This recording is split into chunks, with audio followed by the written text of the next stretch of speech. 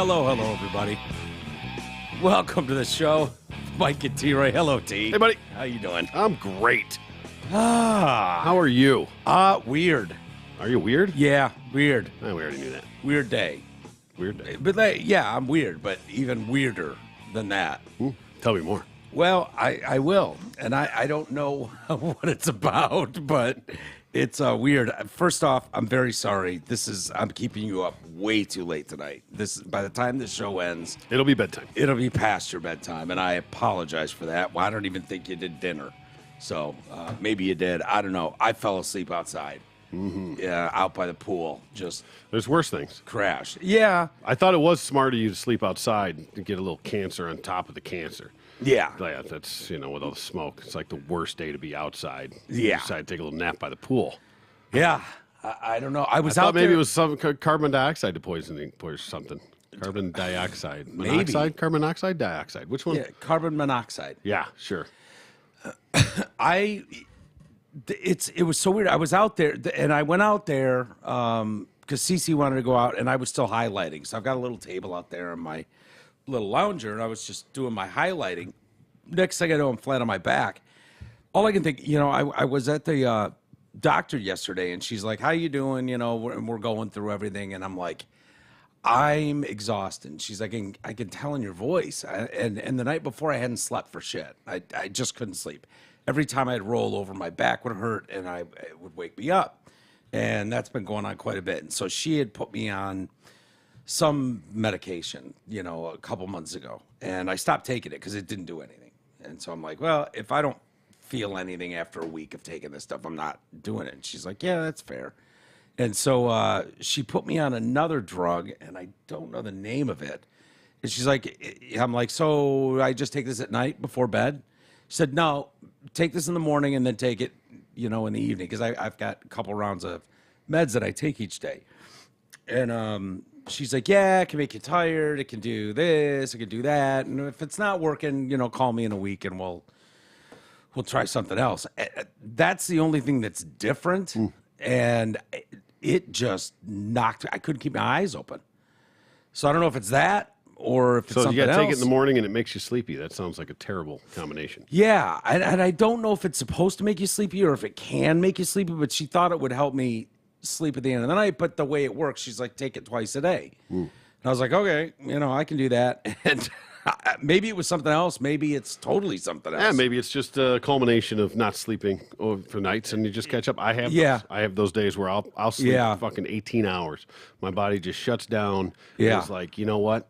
We're going to take today off. Yeah. And we're just going to sleep and recharge the battery. Yeah. So I get them.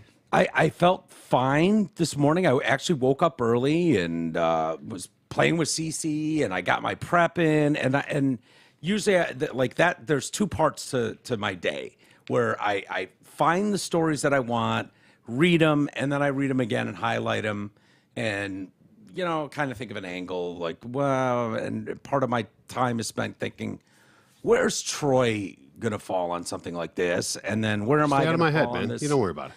Yeah, but I'm trying to think like both angles. Like if he goes this way, I don't want to just double up on what he's saying, so I'll go. And 80% of the time he surprised me on where you go anyway, so it doesn't really matter. It's kind of a moot point. Keep you on your toes. Yeah, which is great. But yeah, dude, I just crashed, and I'm struggling right now to keep my eyes open. So I don't know what the hell this show's gonna look like. Yeah, we'll see.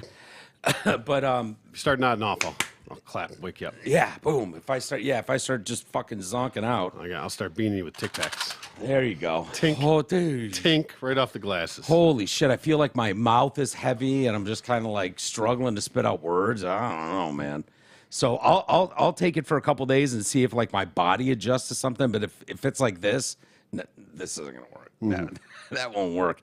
Well, try sleeping at night, not during the day. Yeah. We'll start there, see how that goes. Well, I have a feel that was a pretty lengthy nap I got in. To be honest with you, substantial for me. And you were out because you were literally on the lounger right next to the pool. Yeah. And I brushed the pool because it's a disaster after it had no power for a few days. And the storm and all the rain and all the shit that went in there, all the debris. Yeah. They vacuumed it yesterday and it went around and brushed the whole thing today. Yeah. You didn't flinch. I mean, you didn't flinch. I didn't even know you were out there. You didn't flinch. Didn't know you were out there. Mm-hmm. And dude, I was like at the edge of the pool. You would have had to like step over me. Basically, yeah.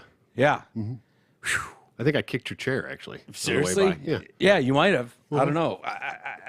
But I woke up. I'm looking at my notes, and it looks like someone drunk was highlighting. So I was like, when you fell asleep, and it was just a like, highlighter line down off the end of the pad. I looked at a page, and I was like, what the fuck? I don't even know what I highlighted. And so you can tell these stories are fine, highlighted normal. Yeah. And then there's a couple in here towards the end where I start nodding off. do you see the pink marks? Yeah. All over it. Mm-hmm. Yeah, that's just like.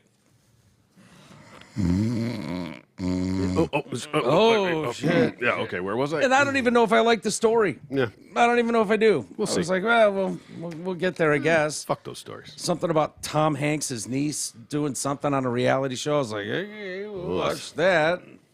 Okay. I don't even watch reality TV. In fact, I kind of despise reality TV. Yeah. So it's weird, but Is there even such a thing anymore? yeah, what do they call it? Scripted reality or something? Like it's all a bunch of bullshit. I don't know. That's what I love about sports. Although even that, I'm starting to question the true legitimacy of it. Well, there's a lot of people that question the NBA, especially. Yeah, exactly. The NBA gets a lot of. Yep.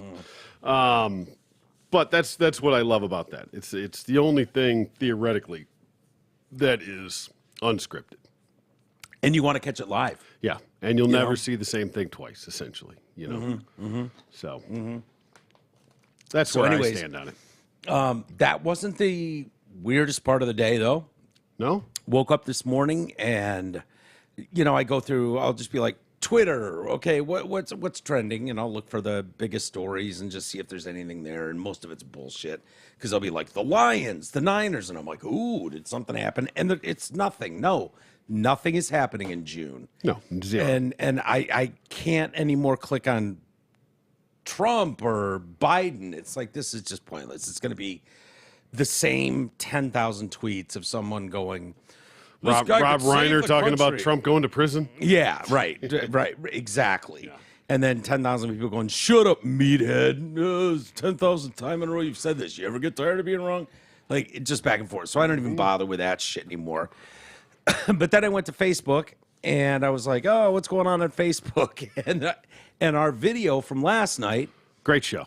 Yeah, great show. It's really, I mean, one of the best we've done. Thankfully, you know.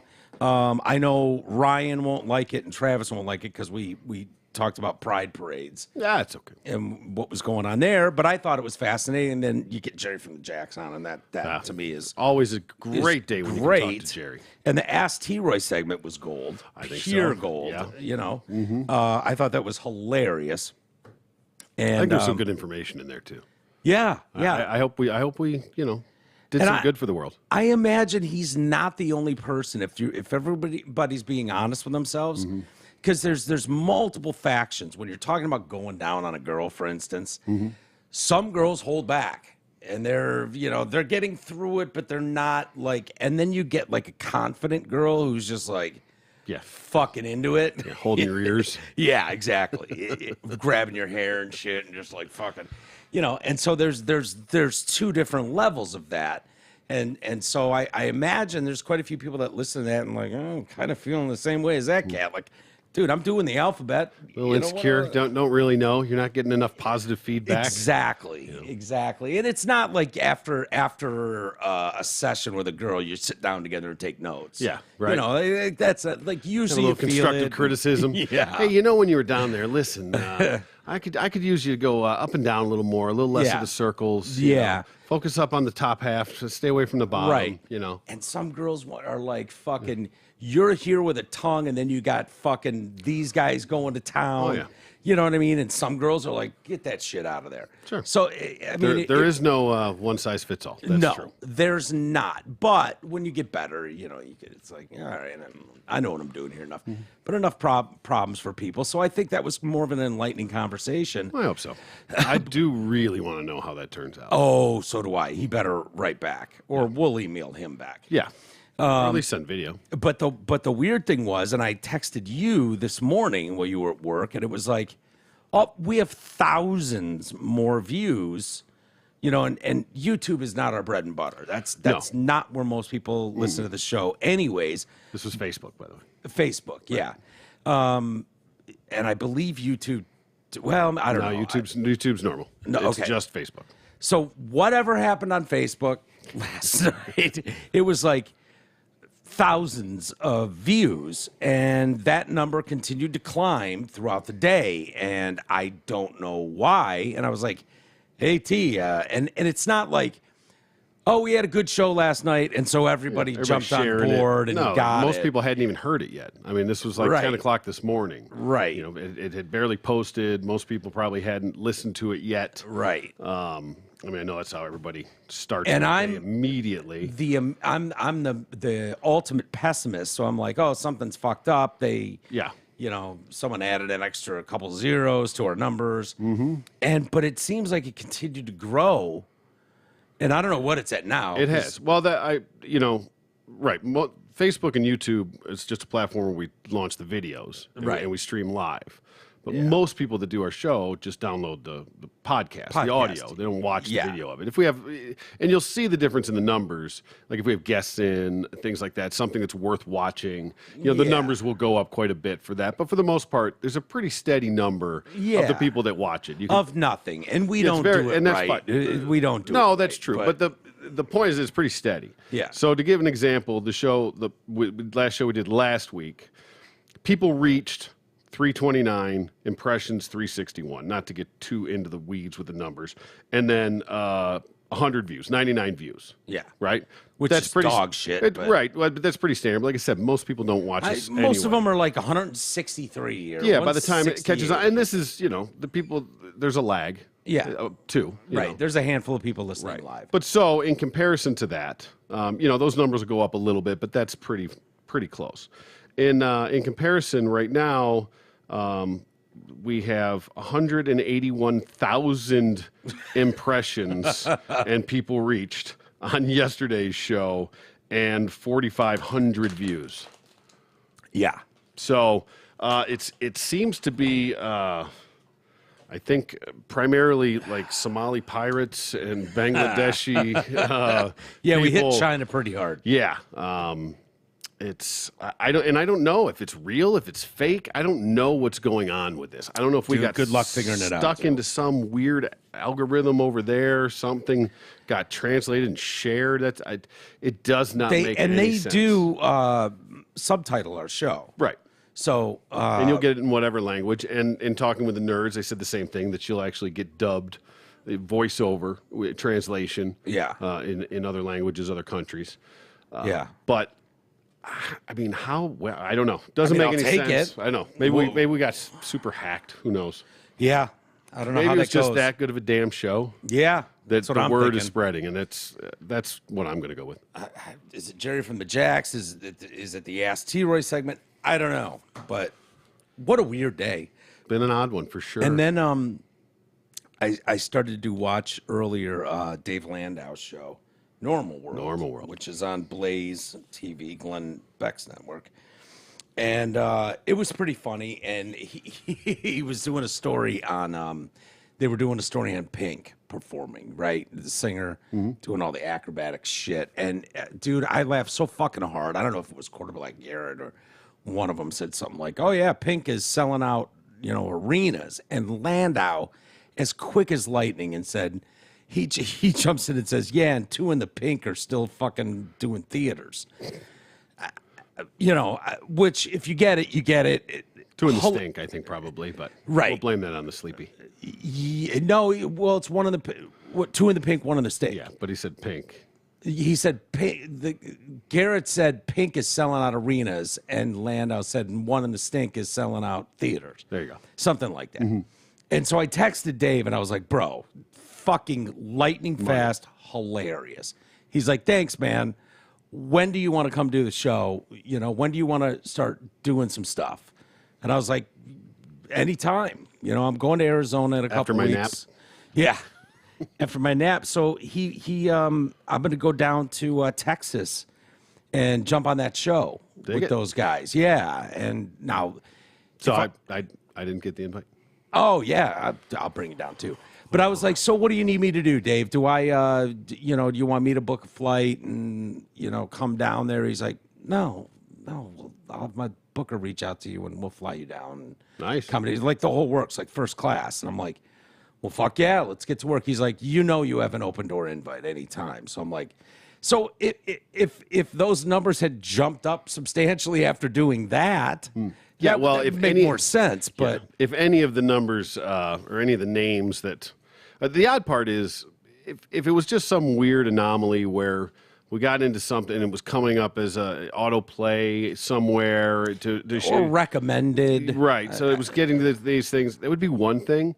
We got like a ton of likes and subscribers out of it too. Yeah, follows and stuff. So comments, like it's so.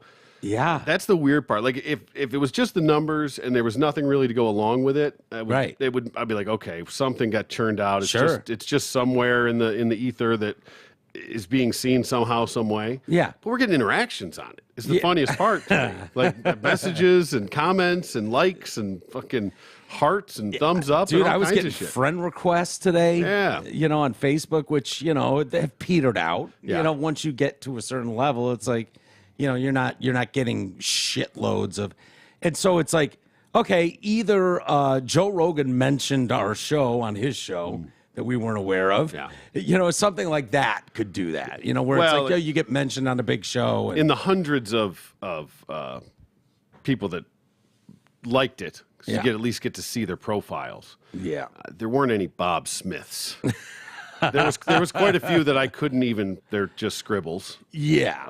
So there's that. Most of the ones that I looked at all look like the same person. Look like the Somali pirate, short and black hair, skinny black dude or chick, but they still look the same. Yeah. Same pro. So like I don't know how real it is. I don't know how maybe legit it's it is. total garbage, but it was fun to see. It was crazy and still going. But yeah, like I was like, okay, it's still going. It was going up hundreds of views every hour. Yeah, it was wild. Sure. But fucking wild, man. It's nice to think about. Yeah. Yeah, about what's possible. And this has happened before. Especially on YouTube. If YouTube drops you in their recommendations, if you land in the recommendations, which we got millions of views and tens of thousands of comments. Like if you go find our Rubik's Cube kid gets a hard-on video, millions of views, tens of thousands of comments. And the best part is we're not getting ratioed. So it's not like 90% of the people are like fucking losers. No, it's like 95% positive comments, and then 5% people going, "Why is this in my recommendations?" That dumb shit. Yeah, but well, they don't censor the comments, do they? Just the thumbs up and thumbs down. They just got rid of the thumbs down. Yes. So now it's only thumbs up. Yes. Right. I don't even know if they give you the thumbs up anymore. Maybe they do. Well, yeah, because you still get likes. You just can't dislike it. So. Yeah. So what they were trying to avoid is the mainstream media. NBC would put a report out and it would get 20,000 thumbs downs and 100 thumbs ups. And it was like, you look like an asshole at that point. Like the public is speaking directly to you and calling you on your bullshit. So what do? We just get rid of the negative content. Yeah. It's just amazing. Hide the thumbs up and thumbs downs is the solution to that. That's definitely the answer for sure. Brilliant. Censorship always works. It has historically throughout time. You can go to all over the world and look at how censorship works, and it's really good. Well, really, really good when you hide information from people. Really a solid move. Well, they got it on all sides because there's the actual censorship and there's self-censorship, which is huge. Which we do a ton of. A ton of. And everybody has to now on some level. I mean, some people don't, but anybody that actually, is worried about a livelihood has to on some level. And that's the goal, is to, they don't want to have to censor you. They just want to scare you enough that you censor yourself, and then mission accomplished. And you can read a story every other day about some show that did, whatever. And usually they're scientific. They're like, there was one Rogan was talking about the other day where some dude was literally reading the Lancet, like statistics about something COVID or something like that. Literally just reading the medical papers. That was the show. Yeah. Yanked the whole fucking thing. Not just demonetized, yanked the channel. No warnings, no threats, just boom. And so Under the guise of misinformation? Yeah. Again, still? yeah. Okay. Yeah, or it's always, oh my God, some sort of error. I don't know. We'll look into that. That's crazy. Tell us more about what happened. It's like, you know what happened. You did it. So, but what that does is automatically makes people, even subconsciously, just go, do I really want to go down this road and have to deal with this problem where, you know, God knows, especially on a show like this, God knows what we're going to say. Oh, yeah. You know? Yep. Now that hundreds of thousands of people are hearing it, too. Yes. We're on the radar now. Yeah, exactly. Well, that Rogan with RFK Jr. Yeah, he was fantastic talking about episode. it was a fantastic episode, and by the time I got done with that, I didn't hate his voice as much. Yeah, wasn't that wild? You said that to me, and I agree with you. Yeah, like at first I was like, oh God, can I sit through this? Yeah. But I was so intrigued by everything he had to say, and I started to kind of just get used to it, and I was like, okay, I don't hate it that much. Yeah. He's got that Catherine Hepburn voice. time. So when he talks, it can be rather troubling to listen Yeah. to. And it's like, how does that give a State of the Union address without that being so distracting? But you were 100% right, because you'd listened to that full episode before I did, and you were like, I got to be honest, man, his voice I kind of got used to it, and it wasn't that distracting. Yeah. When you hear it in small I found the bits. same thing to be true. Yeah, it's so off-putting in a way. You're just like, oh, dude, fuck off. I can't. Yeah. It's like Fran Drescher, stop it. I don't want to hear it. Right. But after a while, yeah, it did. It was like, okay. And when somebody actually has something worthwhile to say, Right. You can put up with it. Yeah. I'd rather listen in a weird voice to good things Yeah. than somebody with a great voice talking garbage. And by good things, you mean extremely troubling things. well, but I mean, you saying feel like the right things, yes. You feel like you're not being talked down to, propagandized, manipulated. All of that stuff is what you get with a guy like that. He's really made a strong impression on me. I would not have a problem if RFK Jr. was president. No, he's by far my just favorite Democrat. wouldn't, without doubt. I can get behind a lot of the opinions. Now that Tulsi Gabbard's out of the Democratic side. Yeah, So exactly. Now he's my favorite. Dude, I stand by it. She runs with someone on the Republican side. It's a win, you know? Yeah, for sure. But anyway, win. my point was that he was talking about a show that he did with Theo Vaughn. That got yanked. Jordan Peterson, too. Yeah, well, he was specifically talking about that one. The show that he did with Jordan Peterson? Yeah, they yanked it 2 years later or a go- year later. go back after Gone. it, right. Yeah, like in the last couple weeks. Yeah, it's But the it's Theo out there. Vaughn one is, Yeah, he was like, I don't even know what we talked about. Like, we weren't even really talking, Kobe. He's like, we might have brought it up, but we weren't. That wasn't the point of the show. They were talking about birds and shit. And Theo's not political on any level. No. On any level, really. I mean, he calls bullshit, but he's just a clown, kind of. Yeah. I mean, I like Theo. I don't mean that in a negative way. right. But he's not. And he's apparently friends with Robert F. Kennedy. Okay. And has been for quite a while. And has been on a few times. But yeah, and we've had that happen here, honestly, where all of a sudden a show that was done a year ago gets yanked for some reason. You're like, really? What the hell is this about? And like, I'm going to remember, or you're going to remember what was said in a conversation a year ago to go fight it. But yeah, it's a weird world that we're living in, and too many people are all for it.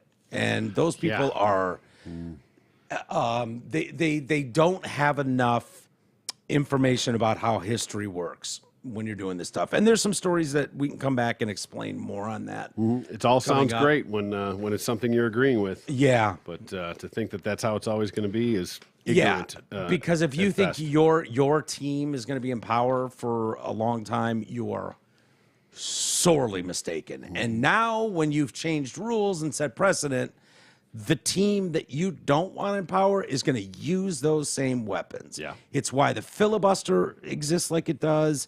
It's why a lot of things exist like they do, because some dipshits in power thought, we're going to stick it to the other side. It's like, Yeah, well, you just set precedent for them to stick it to you when they get in power. Right. So careful what you wish for. In a way, I almost hope and can potentially see. I mean, the biggest issue I've had with this our political system forever is that it's a two-party system. It's a terrible system. I mean, it just is. Yeah. It's designed to be that way. It's designed to stay that way. It's really a one-party system. I mean, exactly. True, but that's that's another story.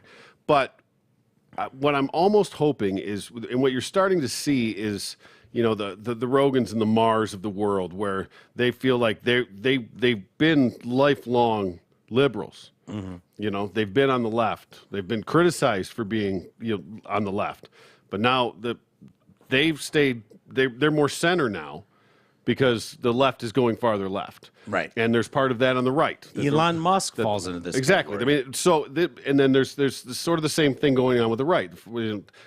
However, the Trumps and the things that start going a little farther right, well, then there's a separation there. They're kind of staying more in the middle. Yeah. This might be our best opportunity, especially if you can get some real value people in there, the Elon Musks, to maybe be able to find some sort of center third party, not the libertarians, but you can actually put some sort of grassroots campaign together and actually get something going. That's historically just fucked whatever party they're closest to. But that's because there's never been any real value behind I don't know. I would say, what's his name was? Perot. I mean, he was damn close. As close as anybody has come. Ever.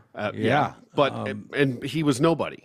He was just a businessman. He's just a billionaire. Right. Multi-billionaire. No, but what I'm starting to say, you start getting some people to really support that and make a third party, a centered party, it could get traction. Yeah. It really could. I think this country's desperate for it. I hear that more now than I ever have before about needing to shake this system and up. You almost need to get all these little factions together, the Tea Parties, the Green Party, the Libertarians, all these little ones that are so, they almost need to come together in the middle and unite as their own single type of party. You almost need, and this is kind of a bad comparison, but the shit that happened with GameStop, where enough people got together and went, this system's rigged. They're betting on this company to lose shit. So we're going to buy it all up and make sure it doesn't lose shit. And they're going to eat dick this time.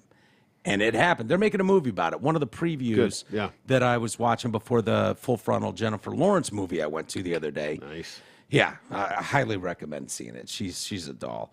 But one of the previews was for a new movie all about that whole GameStop thing. Okay, yeah. And how that went down. And I imagine it'll be good. We'll see.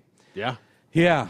Yeah. I'd like to know all the real. I mean, I have an idea of how it went down, but not really. I know it was Reddit and shit like that. They spread the word, and all the gamers got in on it together and gamed the system. No pun intended. Yeah. But I'd love to really know how the inner workings of it and how it went down. It's a gamed system to begin with. Yep. So the idea is keep the little guy out. Let us do what we do, make our trillions, and game the system. But you're not welcome to the party. And these guys went, well, the fuck we're not. we can come to the party too, and with a little bit of push and a little bit of momentum and a little bit of people buying in, and we can screw you over. Yeah. And so I don't know. They had put so much money into interesting. shorting the stock, and without getting too far into the weeds. And there were certain timelines of where they had to cover those. They're gambling on it losing, so that they're betting on the futures of it, basically. Right. And then they decided, instead of it happening on its own, they went and manipulated the system to fuck these guys. And instead of being able to sell it for pennies on the dollar, or however, where you make a bunch of money, they end up losing a shit ton. Yeah, and one of the scenes, I can't remember the actor's name. I really like him. He's a young guy. I think he was he was one of the bad guys in the latest Batman movie, the one with the kid from the vampire. Yeah, you know what I'm talking about. Team Dickhead, whatever. Exactly. Team so-and-so, team so-and-so. The redheaded kid that was the Joker from Shameless? No. damn. But you'd recognize him, kind of a weird looking dude. But anyways, he's the lead in this GameStop movie that's coming out, and The Goofy Penguin guy. The Goofy Penguin. Oh no, that's Gotham. Yeah, that's Gotham. No, Getting all this stupid Batman. No, shit. it's a movies that he's in, and he's good. He's good. Okay. But he is the nerd gamer that starts getting people into the GameStop stuff. And his girl, I don't know if it's his wife or his girlfriend, whatever, because he's young, is coming home and is like, "How much money did we make today?" And he's like, $5 million. And then they cut to Seth Rogen, who's part of, Wall Street, and his wife goes, "How much did we lose today?" And he's like, $1 billion. And then the next scene, it cuts to the fucking kid with his wife. "How much did we make today?" And he's like, $4 million. And they cut back to thing, and Seth Rogen and his wife, and she's like, "How much did we lose yesterday?" And he's like, $1 billion. It's interesting. I think it'll be good. It reminds me of The Big Short. Was that the one with all the big name actors about the 2008 financial crash, the marketing or real estate Housing, crash? the housing I bubble. think that was The Big Short, right? Wasn't that the name? I think so. Yep. It- I don't it- remember it very well, but that sounds right. It struck me as along those lines, where if you saw it, you knew it was coming, and Some interesting. people saw it coming. Yeah, Most people did not. Most exactly. people got fucked. Exactly. Except the banks, they got bailed out. Oh, of course. Of course. Why not? And the GameStop people got fucked over in the end too. So Yeah. Well, hey, everybody loves top shelf service, world-class experience, and of course, communication and support after the sale. So don't settle for ordinary. Go see our friends and original sponsors, Zott, Ford, and Holly. Because when you work with Gabara, Anthony, and their whole crew, you'll get all that plus the yummiest deals in the D. Starting with Zott Ford's employee pricing for everyone on remaining 22 F-150s plus 0% financing. But hurry, because it's not going to last long. Plus, the team at Zott wants to help you get out of your high-interest rate car loan and replace it with 0% financing and up to $4,500 in rebates. Or if you bought out your lease and you're ready for something fresh, we can slide you out and get you into an extra $1,000 on your trade-in. Finally, Zott Ford still has their famous sign and drive leases where you can lease a 23 Bronco Sport, Explorer, or F-150 with payments just over $400 a month, sign and drive. See the smorgasbord of deals and their delicious inventory at dealsinthed.com. I wanted to mention Radio for One. Obviously, we've got this massive audience now. Yeah, right. And radio41.com is our website. And you can buy merch there. Amazon link, Amazon Canada. Just click on those, shop as normal. Obviously, it doesn't charge anymore, but gives us a little bit of a kickback. My Pillow, the My Store, our promo code TDC works there, and they're great to us. Easy way to support the show. You're already doing these things, and it doesn't cost you anymore, but it helps us out. Groupon also is there, or it should be back there soon. Nope, she go. She's gone? Is Groupon gone now? Yeah, apparently we're having some trouble with that. So, I don't. Is that something we can circle back on? No, I think that's just gone. Really? Yeah, that's coming off the site. Fuck you too, Groupon. Well, no, come to find out that hasn't been active since 2019. Okay, great. So, yeah. Well, the other ones are. Yeah.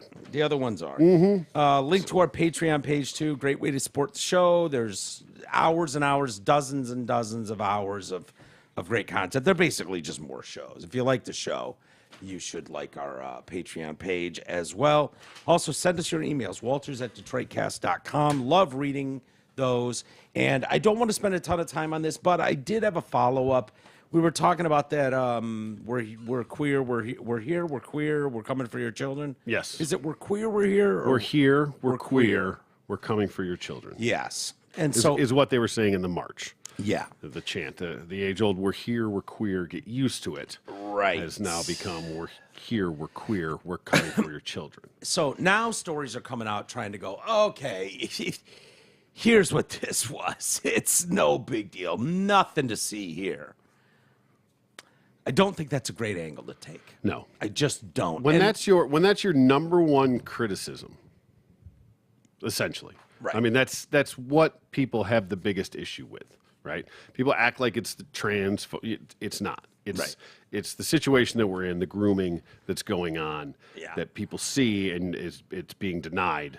by that side. And I know some of you out there have wonderful trans friends, and the furthest thing from their mind is grooming children. As it should be. And so if you know that group of people or hang out with that group of people, it's very easy to go, what are you bigots talking about? This is outrageous. Well, if you're watching the mainstream legacy media, you are never going to hear these stories. Never. No. And the fights that are going on around the country, they are, take our word for it. We've played enough of it. We don't need to get into it again. We can't do all the homework for you. There's plenty of it out there to see. NBC News is getting their dicks kicked in today. They wrote an article seemingly to attempt to explain away the chant at the New York City Pride event where participants recited, "We're here, we're queer, we're coming for your children." The article cited longtime march attendees and gay rights activists who claim the chant's been used at Pride events for several years. Nothing new. Oh, so, okay. Okay, so I don't know how that makes it better. Obviously, yeah. It's, In any it's way. way better. No, it's right. Act like, oh, you guys think that we just did that? We've always said that. Yeah, we've always been coming for your Shows children. what you know. They said, according to organizers interviewed by NBC, the chant was meant to be lighthearted and to poke a little fun at anti-LGBT sentiment. Okay, that's not what it felt like. No, Maybe you and just again, swung and missed. Not, If that's your, biggest criticism, you might not want to say that part out loud, Yeah. even joking. Like there's a clip of Biden sitting there, somebody was late, and he makes a joke about how he sold secrets or whatever because they started without this guy that showed up late or whatever it was. You can tell that it's a joke. Right. The guy's laughing. And I was amazed that he was able to put a joke together. So I was even impressed by that. Sure. But of course, people are going to take that and run with it. Like, oh my God, he just admitted treason. I saw the headline. I skipped the story. Exactly, as you should. Skipped the as story. you should, because if you actually watch it, But that's funny. But you're just going to hear that little snippet out of there, where he's saying it. But if you actually see what's going on, the guy next to him is laughing. It's like, oh, we started without you. Isn't that sad? I've sold exactly. Like, I swear to God, Troy, the headline I saw was something about As you would. giving It's secrets away. guilty on all sides. Yeah. So Yeah. Be careful what you read and what you believe, because everyone's guilty on some level of manipulating the truth in their favor. And it's manipulation a lot of times by omission, too. New York Times came out with an article talking about the Hunter Biden, blah, blah, blah. They waited to paragraph 21 before they mentioned the shit that's going on. 6 whistleblowers have come out, and, we were stopped at every turn. Yep. We wanted to file felonies against this fucking clown, and we wanted to look a whole lot deeper into his dad's involvement as the big guy. And they were taken out at the knees, all of them. So these respected FBI members are either totally full of shit, or more likely they were stopped at every turn.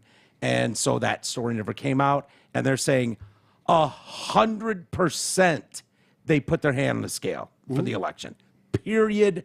There's no other way to say it. I mean, it was obvious day one. Yeah. I mean, if there's any evidence that comes out now that changes anyone's mind, Yeah. you're a fucking moron. Yeah. You're a fucking moron. Yeah, sort of. You stop and look in the mirror. If you were the person that defended it, but now, I mean, even worse, if you still don't believe it. Right. I mean, even worse. Well, dude, how if you funny still was don't it believe last time we were talking to Jerry, and he's like, "Oh yeah, my sister in Maine will finally let me come over because she thinks COVID's finally not the plague." And I'm like, in 2023, your sister is still worried about fucking COVID. That's adorable and hilarious. The White House made them stay social distance and wear masks if they were unvaccinated. Right. The college athletes or high school athletes, whoever it was, I forget that they brought to. If you were vaccinated, you could do whatever you want. You could fucking blow them if you wanted to. Sure. Unvaccinated, you had to wear a mask and be social distance, even though it's been proven to be garbage. New York City drag march organizer Brian Griffin told Brian Griffin?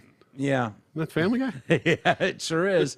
Brian is that no, that's Peter Griffin. Is Brian Peter. the kid? Or Stu. No. Stewie's the kid. Isn't Brian Griffin one Megan or Isn't Brian the kid? The Brian fat the kid? fat kid? Isn't that what his name, Brian? Yeah, I don't know. I don't watch enough of it. Yeah, good show though. Very good. Anyway, he told the outlet that it was that chant, we're here, we're queer, we're coming for your children. Guys, it was relatively mild. It's the dog. Brian, thank you. Sorry, Yes, I the know. dog. I knew it. I just couldn't put my face Yes. on it. Said, guys, that it was relatively mild compared to previous ones, saying, joked about sex toys and pubic hair at previous Pride events. Okay. I don't know how that's a win. No, and again, that's still not. It's all just words. It's just words. But I don't think that's worse. If you want to talk about shoving a dildo in your ass and I don't know, shaving your bush or whatever those comments Shaving were a about, pride heart. whatever that's going to be, I still don't think that's as bad as we're coming for your children. So here's what they were trying to say, and here's what NBC put out there as like their statement. No pushback, no questioning anything. We'll defend them here for you. Yeah. It's all presented to fulfill their worst stereotypes of us. Brilliant move.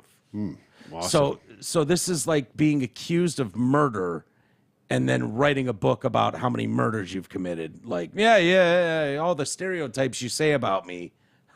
I'm just playing into it. Ha ha, what a hilarious joke. Ha ha ha ha ha ha. The chant is one of the many provocative expressions used to regain control of slurs against LGBT people. So you're going to try to take the black excuse of taking back the power of the N-word. Okay. Okay, that maybe would work if you called each other faggots, Yeah. queers, queens, whatever slurs historically. So OJ should come out and say he did it?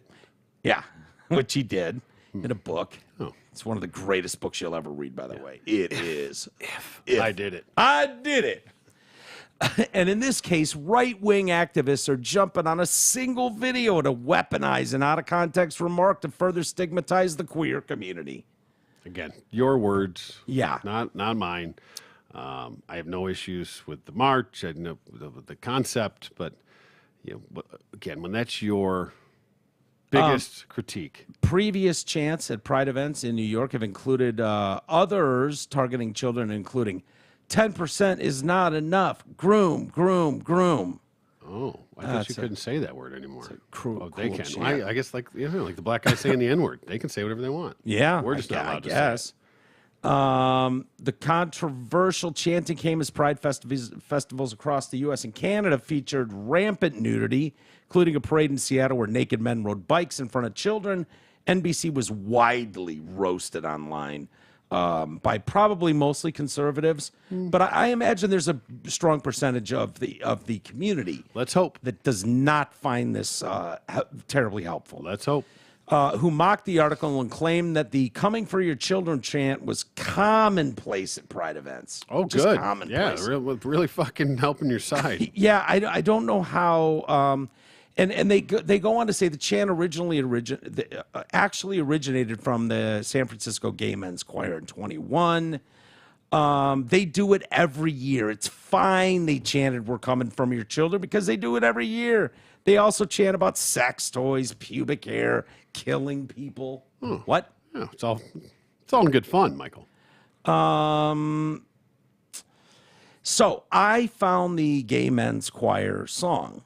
These guys, so Michael Knowles says, these guys haven't suddenly become groomers. They've been groomers for years.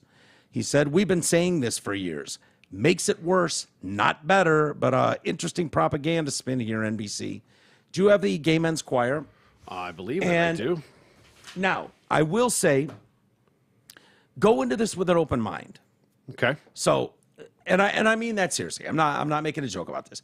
Go into it, people listening, with an open mind and see if you buy that that this is playing into the stereotypes done in a sarcastic or satirical way and saying that grooming your children is to make them better and more loving over time. See if that argument holds or if this just seems flat disturbing. Let's find out. Okay. Let's go to the tape. Let's go to the tape. And it's a couple minutes long. Bear with us. Okay. This, by the way, has been pulled. You cannot find this on YouTube anymore. YouTube has yanked this. Shocker. Yeah. As we celebrate Pride on the progress we've made over these past years, there's still work to be done. So to those of you out there who are still working against equal rights, we have a message for you. You think we're sinful? You fight against our rights. You say we all lead lives you can't respect.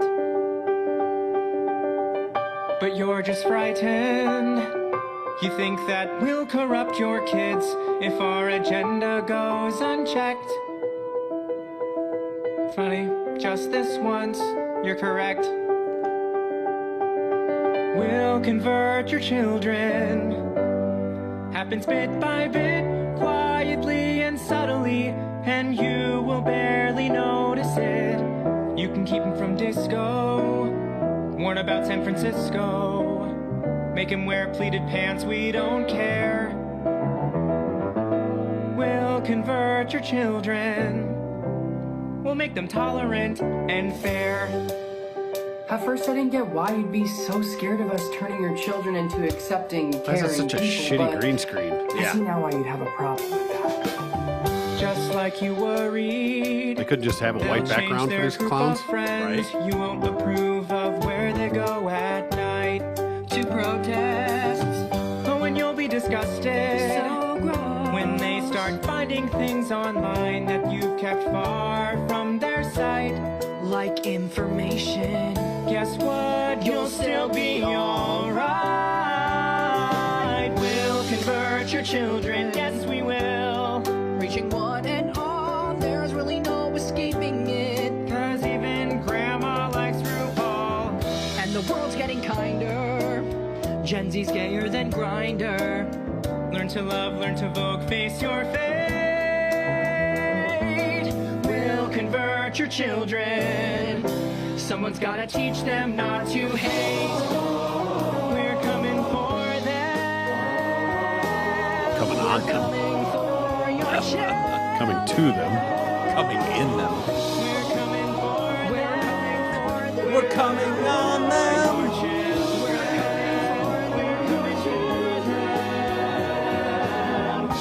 Your children will care about fairness and justice for others. Your children will work to convert all their sisters and brothers. Then Want to have a draft? almost certain your kids will start converting you. It's like the gay Brady Bunch. Yeah, it is. Agenda is coming home. The gay agenda is here. But you don't have to worry. Because there's nothing wrong with standing by. Oh, this is a goddamn COVID video. That's why they're all on fucking Zoom, isn't it? Probably. Oh, for fuck's sakes.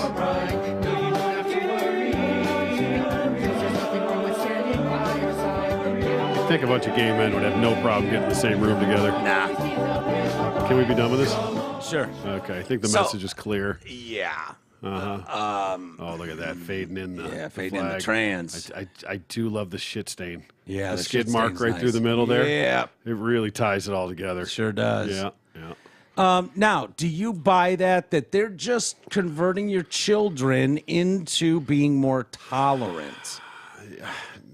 I don't. That's honestly, that's not the message that comes across to me. Those are the words that they're using, but I Yeah. don't think that's truly the message. I think, I think they're just recruiting for the team. Yeah. It is sad that there is so much hate out there. Against That's a real issue the against community. against all. against the gays, against Asians, against whatever. Anything, It's yeah. trans, especially because they're scary to people. The people are just. Sure, I'm not afraid of trans I didn't say people. didn't say you were. No, I know. Wasn't but calling you out I know. specifically. I was talking don't about think hate. people are afraid of them. There's yeah. a lot of hate out there. Believe me, there's a lot of hate out there. Dude, I have friends that are some of the least hateful people I know. Yeah. Okay? And I mean they don't want to gossip, they're not shit talkers. Even if you bring it up to them, they'll change the subject pretty quick and just be like, "Hey man, we're alive, we're doing well. Let's talk about something positive." And not in those condescending words, but clearly don't want to get involved. And even friends like that are going, I'm starting to want to say, fuck these people. Yeah. Oh, yeah. Like people that I've known for decades that just don't have a mean thing to say to anybody. No. Well, you have to differentiate too. Again, this is what we talked about, where you're lumping this entire crowd in together, right, and just putting it all into one alphabet community. You know, so like anything else, the squeaky wheel gets the grease. Right. You know, but does everybody in that community feel the same way? No, we know that, but that's clear. And is there agenda? Yes, for sure. But I fear you are what you're doing is you're going to bring on more hate and more violence and more disdain for people like this, because even if that message if that's your message about spreading love to young children, we want to convert your children so that they love everyone. That is not the message that's being plugged out there. That sounded really good, by the way. Huh? That sounded really good. By Yeah, the way. I could join the choir. You could join the choir Yeah. for sure. If you think most people are going to play that song as much as we just did, okay? No, I was You're sick wrong. of it after 20 seconds. Right, but I wanted to play that on purpose. I know. And I meant what I said. Like, Absolutely. Do you think that this is? They're not really interested in grooming your children. They're just interested in helping to build a generation that is tolerant and loving. The problem is it comes off as very, very divisive to everyone else. In other words, if you don't Very agree, groomy. if you don't agree with what we're saying, you are a hateful, bigoted person. It's like, you know what? Respect is earned, okay? Just because you love cock does not mean I respect you. I respect Jerry from the Jacks. Jerry is who Jerry is. He's always been nothing but kind and loving and respectful of us. Mm-hmm. He's been to this house. He stayed at this house. He's a fucking freak when it comes to fucking man-on-man sex. He is. And some of the off-air conversations are worse than the on-air ones. But he's a genuine, loving, kind soul. And that's what I see. Yeah. I don't think he's running around fucking kids. I think he can make excuses for some of the behaviors you see. And that doesn't mean we have to agree with him. But that doesn't mean I don't love the guy. Yeah. Doesn't mean I don't respect the guy. It doesn't mean any of that. Well, I don't know why that has to be there. Like just like anything else. And we talked about a while back, if I think I'm better than somebody else. Yeah. Based on Which you usually are, but yeah. Based on their financial situation, their living situation, their economic, their race, their religion, any of that. And I said no, because it's 100% on a person-to-person basis. You know, it doesn't have anything to do with any of those other factors. Yes, It's how this they are trans as a person. might be a fucking asshole, and it's period, end of story. Right, exactly. But I don't use a straight man as my identity. Right. Just a man. Right. I'm a person. Yeah. Right. These are all people, but they're not. They're gay people. They're you know what I mean? Like that has to be the forefront of their identity. Right. Instead of just being a person. And I think that's part of the problem is that if you just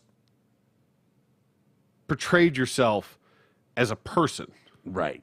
not as a fucking flag, Not as your identity as an in identity, life, not like as, your not as whole your political life affiliation, existence. any of this shit. If it was just on a personal level, Yeah. at your core, but I think so much of this would fall to the wayside. Yeah. But it's not. They put this wall up. Like that's I'm gay. Yeah. I'm not Brian. I'm gay. Right. You know what I mean? Yeah. Well, fuck you, gay. I want to talk to Brian. Yeah. Yeah. So What you do at the end of the night in your bedroom is none Exactly. of my fucking Irrelevant. business. But if that's how what- often do you walk around the streets telling everybody what you did last night in your bedroom with whomever? Exactly. Never. Never. Right. It never happens. And if I ask you about you, go, oh yeah, I'll tell you all about it. None of your fucking business. How about that? Right? exactly. That's just the way normal people are, and I would think gay people, for the most part, and gay people that are in our existence, they don't come over here and go, dude, you're not going to believe what I did in the bedroom with this dude last night or with this chick last night. Right. Do you think Jenny Fedorovich comes over here and fucking goes on and on about what her and Raisa do? No, exactly. Never. Nope. It doesn't even come up. No, because that's not part of because that's a person. That's not their identity. That's a part of who they are, but it doesn't define who they are. And the fact that these people hide behind this curtain, that's a whole other conversation of how and why and the issues behind all that. Yeah.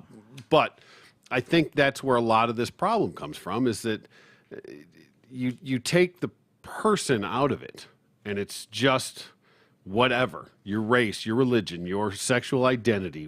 That's what really matters. Not whether or not you're a good person, whether you're a piece of shit, whether you're generous, whether you're kind, whether you're caring, whether you're trustworthy. Jenny Feder is one of the sweetest, kindest people I know. She's extremely busy, and anybody that follows her on Facebook knows she's all over the globe, right? And she's usually the star of whatever event she's going to. I could call Jenny at any point, and if she's in the area, the first thing out of her mouth is going to be, what do you need? You want to get together? You want to grab lunch and talk? What's on your mind? What do you need help with? She's that kind of person, right? If you and Troy want me on the show, I'm there. I won't be in town till Thursday, but I'll literally come from the airport. Like, if it wasn't for the haircut, you'd never know she was gay. That's the first thing we're going to talk to her about next time she's here. And I love reading her posts. You wouldn't know Raisa's gay? You wouldn't know most people are gay. But because they don't need to broadcast it. And those are the people that are comfortable enough in their own skin that they don't have to force it down your throat. That they would rather you accept them as a person, as who they are, than because you have to like me because I'm gay. You have to like me because I'm trans. If not, fuck you. Yeah.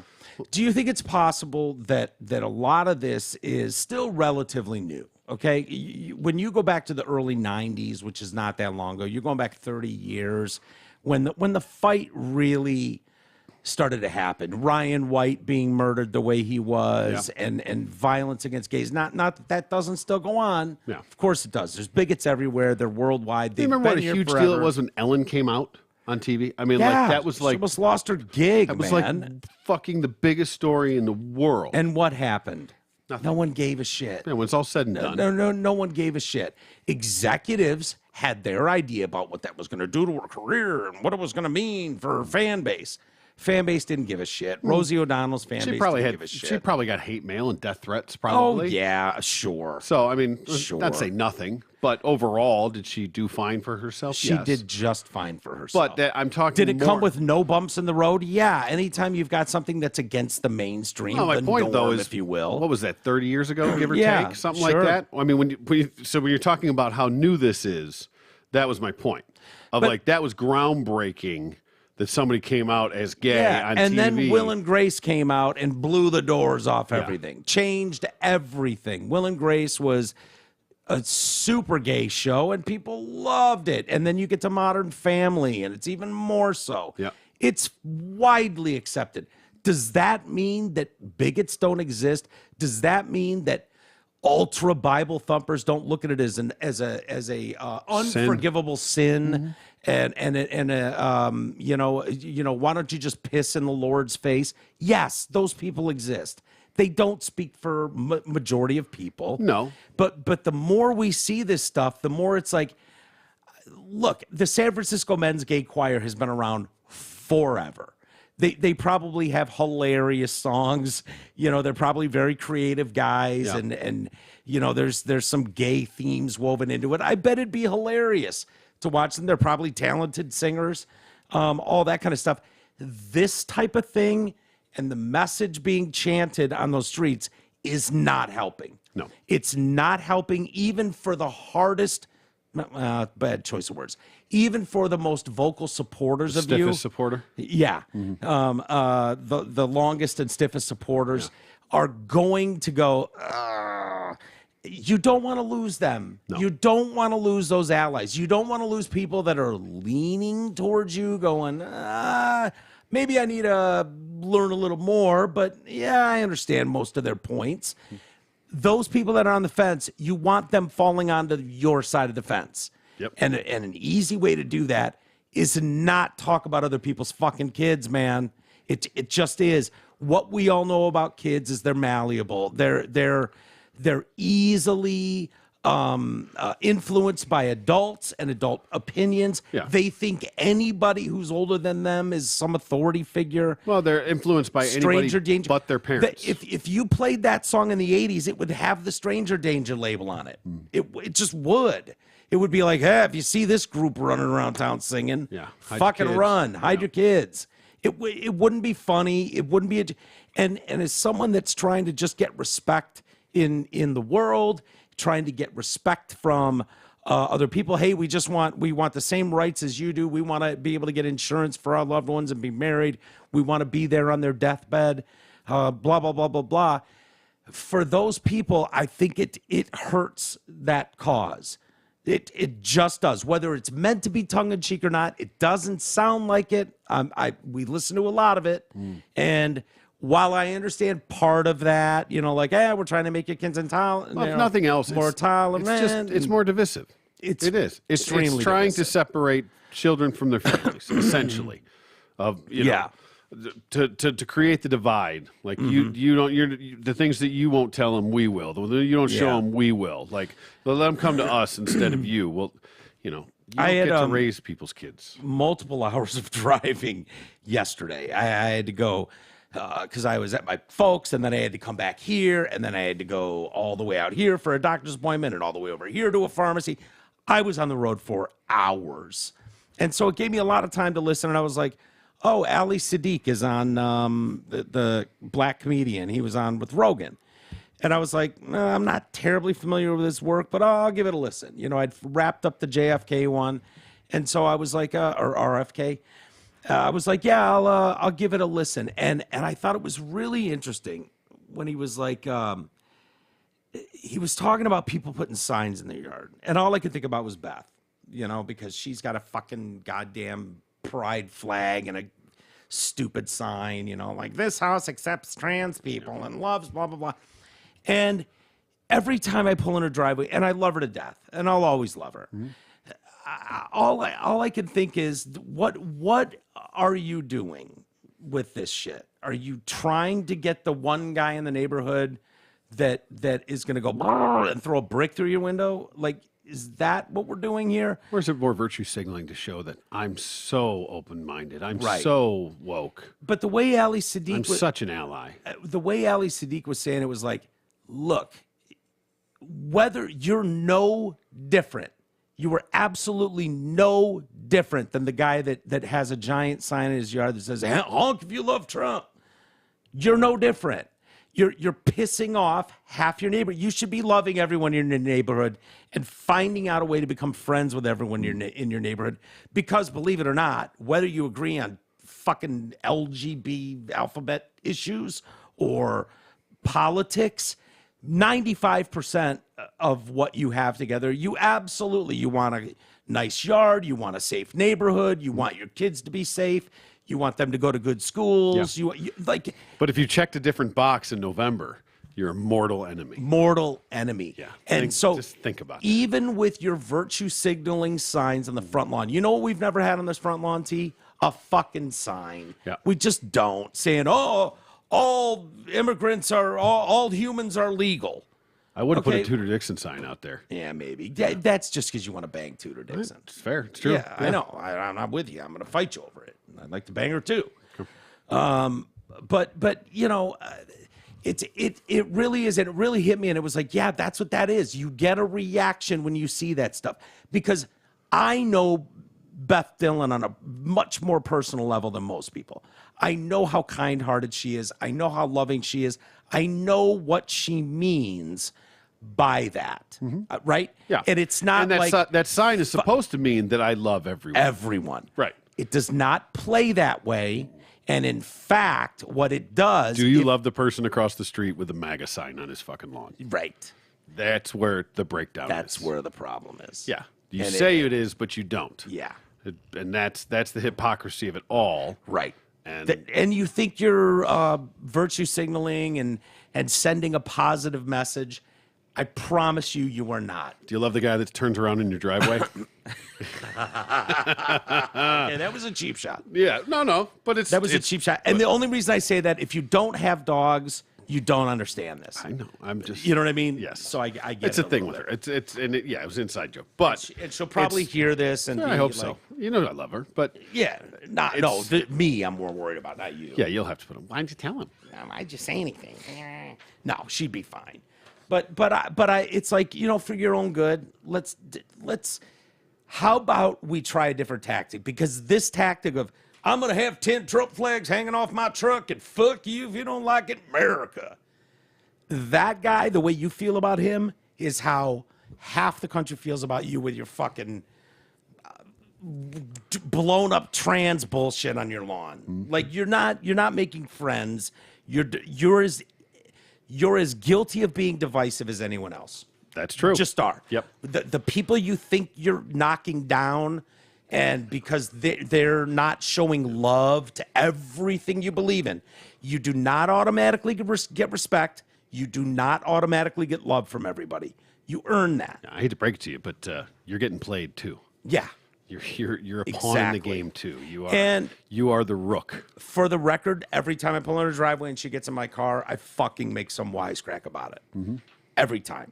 The flag, the fucking sign. Yep. I rag on her for it all the time. She knows it's coming, and that's just what we do. Sure. I don't think it's helpful. I don't think it's helpful for the neighbor down the street to have the giant Trump fucking 24 thing or the fuck Biden, thing waving in his lawn. I don't think that's helpful either. No. They're no different to me though. The fuck Biden sign and the all let's go all Brandon. trans rights are all let's go Brandon. Those are the same thing. It is. The- It's and you're the no opposite better or side of the worse. same coin. Exactly. It's all that is. And Exactly. The fact that you don't understand that, Yeah. is where the issue lies. Exactly. Big time. Hey. Bigly. Everyone loves top shelf service, world class experience, and of course communication. We missed a show earlier. Oh, I thought we were doing Friday, but I guess not. Friday's off. And support after the sale. So don't settle for ordinary. Go see our friends and original sponsor, Zott Ford in Holly, Michigan. Because when you work with Gabara, Anthony, and their whole crew, and I would recommend, if you're one of those people thinking, oh yeah, fuck these people, I'm going to go to Carfax and I'm going to sit down and talk with Anthony. Talk with Anthony about how that system works. It will change the way you think about it. And it's not quite as simple as they want you to believe. Like, hey, we make you an offer in 30 seconds. We'll give you $100,000 for your car. There's a lot more going on, a lot more to it. And I got a quick refresher course on how that works. Crash course. Crash course, thank you. Talking to Anthony and briefly to Steve about this, it's worth the conversation. But anyway, when you work with Gabara, Anthony, and their whole crew, you'll get all that plus the yummiest deals in the D, starting with Zott Ford's employee pricing for everyone on remaining 22 F-150s plus 0% financing. Hurry, because they won't last long. Plus, the team at Zott wants to help you get out of your high-interest rate car loan, replace it with 0% financing and up to $4,500 in rebates. Or if you bought out your lease and are ready for something fresh, we could slide you out and get you an extra $1,000 on your trade-in. Finally, Zott Ford still has their famous sign and drive leases, where you can lease new 23 Ford Bronco Sport Explorers, Bronco Sports Explorers, and F-150s with payments just above $400 a month. Sign and drive. See the smorgasbord of deals and the delicious inventory at dealsinthed.com. Ryan Mallett. Michigan quarterback. Yeah, he was. He ended up going to Arkansas. He transferred, yep. So that's not. Did well in Arkansas. Yeah. Excelled, actually. He did. What was the problem at Michigan? Was there just a better quarterback there? Because he was a big kid. Yeah. He made it to the Trying NFL, to- played for the Patriots. Yeah, I'm and trying to remember what his transfer was about. I can't remember. It's got to be another player coming up that is going to be out. No, but wasn't that like during the Rich Rod, Brady Hoke fucking fiasco?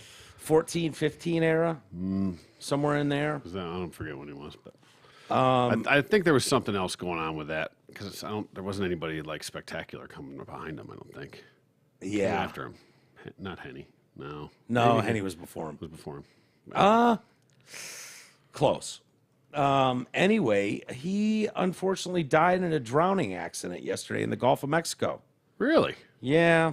That seems like more of a cornerback issue than a quarterback issue. Sorry. And that's the end of today's show. Thank you, T. Roy. I know what that joke would meant. Womp womp. Yeah, this is sad every time you see these because people don't know how to swim out of riptides. Yeah, that's a completely different swimming in big water. Yeah, completely different, man. Completely different, and it's just not that hard to get out of a rip curl. Now I probably couldn't do it because I'm such a lazy piece of shit. But go for it. Go like hell for 30 seconds, and that's it. And that's it. If you try to force yourself inland against a rip curl, that you're going to drown. You just are. But if you swim left or right of it and get outside of the rip curl, then you can save yourself. But most people don't know that. Most people also panic. But when you're talking about a legit world-class athlete, if you're an NFL quarterback, I would say you've reached that level. Terribly sad news. First responders were called to the beach around 2 o'clock local time after lifeguards pulled an adult male out of the water who went under and stopped breathing. Group of people in the water near the second sandbar reportedly been struggling to make their way back to the shore. Life-saving measures were undertaken, but the man was pronounced deceased at the Destin Emergency Room. Mallet, 35, played at U of M for 1 season before transferring to the University of Arkansas, where he threw for nearly 7,500 yards. Yeah, he had a great career there. He was, I was actually excited for him. That's exactly what that was because he played the 1 year under Lloyd Carr. Oh. And then the next year was Rich Rod. Okay. Yeah. He was like, fuck this clown. Yeah. That makes it. I want to say he had a decent year for Michigan. He did, yeah. Like, I remember him. Like, these guys that are in and out, gone in half a season, transfer, I don't even remember. But I remembered Ryan Mallett, and all they talked about was Arkansas, and then he played with Brady, under Brady with the Patriots. And so that's the big news. But I'm like, he was a Michigan quarterback. I remember Ryan Mallett was a Michigan quarterback, and he sure as shit was. According to ESPN in 2010, he finished in the top 10 for the Heisman Trophy. Mallett was chosen by the Patriots in the 3rd round of the draft in 2011. He was Brady's backup for 3 seasons. Traded to the Texans in 2014, where he played a couple seasons. In 2015, he signed with the Ravens, where he played in 8 games over 3 seasons. Arkansas said the program was shocked and saddened by his passing. He was a Razorback legend, larger-than-life talent, personality to match. He led our program to some of the best moments in recent memory. He'll be missed by everyone who knew him. Thoughts and prayers and all that shit with his mother, Debbie, and his extended family. Yeah, that's a shame. It's tough, man. Nobody gets out of this life alive. So yeah, but at 35, you expect to go a little longer. Yeah, it'd be better off if you lived till 80 and got AIDS. Probably. I mean, when did you get AIDS? I don't know. Maybe like 75. Maybe in Destin in 2023. Maybe he contracted and was just going to be a fucking disaster for the rest of his life. Would you want AIDS from 1923 until or 2023 up until you were 85 years old? I mean, that you got to take some pills and shit, but I don't know. Who's to say what's good or bad? Yeah. Sad news though. Yeah. Nonetheless. He didn't. What was the? Was it Peyton Hillis? Was that the guy that just saved a couple weeks ago? Saved some kid from drowning or something. Almost drowned himself. Who's Peyton Hillis? It was a running back in the league. You remember Peyton Hillis for the Browns? Big fucking white running back. White running back? Yes, sir. I thought the story was you had a black guy that jumped in the water and started saving people. No, God, no. Wow. Yeah. Yeah, it was. June 13th. Okay. So it's very recent. He jumped in to save his son from drowning in the Gulf of Mexico. Oh, I did see and this. almost drowned. Was there? Wait, did someone drown? No, Were I there think a couple people that drowned? Let's see. I thought he did. The one I read. No, ex-NFL running back Peyton Hillis recalls harrowing experience saving 2 children from drowning. Yeah, and he he survived because he gave an interview. he recalls Yeah. saving those kids. So I'm pretty sure he pulled through. I thought there was a dad, and maybe he wasn't a pro athlete, but he jumped in and saved one or two kids and then went under himself recently, like a week or two ago. Yeah, there was a basketball player, I want to say, maybe. Anyway. Well, yeah, whatever. you might be right. Yeah, I think so. Yeah. You might be right. We'll get to some. That was in a pool, though, I think. Not the Gulf of Mexico. I thought, well, we could be thinking of two different stories. It's possible. It is possible. We'll get to Ask T-Roy and some email in just a second here. Okay. These stories are crazy, man. You see this in movies sometimes. You don't expect it in real life, but San Antonio International Airport, worker was, oh boy, that's a hell of a way to say it, ingested by the engine of a Delta Airlines jet Oh, boy. as a suicide run. Oh, he did that one on purpose? Yeah. Swan dove into the engine? Oh, dude. Yeah. I It's mean, kinda that's balls out. It's way better than the wood chipper. You think so? Yeah, because you can go all in one time. You don't have to go in arm first and shit. You can go Just fucking. Oh, dude, I mean, that's what happens You're pink mist. with a bird. Does that happen with a human too? Would it just turn you into chop salad? I mean, yeah, yeah, pretty much. I would think so, and it does in the movies. Yeah. It's I not mean, like you jump know into the- like a prop of a Cessna or something. I mean, it'll just bang you up real fucking good. I mean, it'll cut you up, but it's not. I don't think it's gonna put you into mist. You get into like those big ass fucking turbine jets. 787 or something. Oh yeah, here you don't even. Yeah, Yeah. like a paper shredder, just right through it. Yep. It would suck. You've seen obviously. What's the movie where they had the guys putting the wood chip? Fargo? Fargo. And he's working. Struggling, yeah. He's working hard to get that foot down in there. Remember how disturbing that was in the first time you saw that scene? It was disturbing as shit. Nowadays, it'd be like, yeah, whatever. Yeah, I don't think I was that disturbed by it. Really? Yeah, Francis McDormand comes up to him in the woods. Yeah. Yeah. It's great. Yeah, it's a great scene, but I don't remember being traumatized by the wood chipper. I remember being like, oh my God. Yeah, that's kind of how I reacted. The ground worker identified as 27-year-old David Renner. Dave, it was going to get better. You're 27. Yeah. You know? Yeah. He's killed late Friday night by an Airbus A319. Can you look up an Airbus A319? I can. I'm hoping this has a big twin engine, you know. If he said 757, 747, this was in Los Angeles. From a medical examiner, an autopsy on Renner found he was killed from blunt and sharp force injuries with the manner of death listed as suicide. Yeah, that's your, legit. Yeah, that's your standard big plane. Can't they put a screen in front of that thing? Haven't we seen this in enough movies? I and enough was thinking people about have that done too, this? kind of, yeah. But Like birds will wipe you out. A bird can take that plane down. yeah, that's Sully, Yeah. fucking hero, Geese. 50-year-old white man. Fuck yeah. Saving shit. This isn't the first time David has tried something like this, from my knowledge, his brother Josh said. So I don't know if he tried to dive into the Cessna's engine or something. I don't know. He didn't elaborate. Okay, yeah. You know, I don't know what Maybe he did. just on the suicide attempt. Maybe it wasn't by plane. Friday, emergency crews responded. I mean, you after- got to know that you're going to be missed, with a T, not ED. When you go diving cannonball into that thing, I would agree. it's not like diving off a building, or something like that. Like you launching into that thing, like imagine you bounce. You jump too short and fucking bounce off the rim and fall down, and it's like But just lose a hand in the process. What are you doing, dude? What the fuck is that? What would the move be? Would you running start and Superman into it? Would Wow, you I don't know. I go mean- backwards and try to jump into it that way? No, I mean I think you got to just go head first. Superman? Yeah, I mean I think you just got to go head first, get that out of the way. Would you Just feel die. anything? You think? The first one. Because if you went you're Superman, the first one's gonna sting a little bit, but you're probably not gonna You feel mean it the for very arms? long. Whatever goes in there first. But but if your head went in first, because sometimes when you dive in the pool, you'll just go head first, no arms. It's a great move. It's Yeah. a great look. I love that.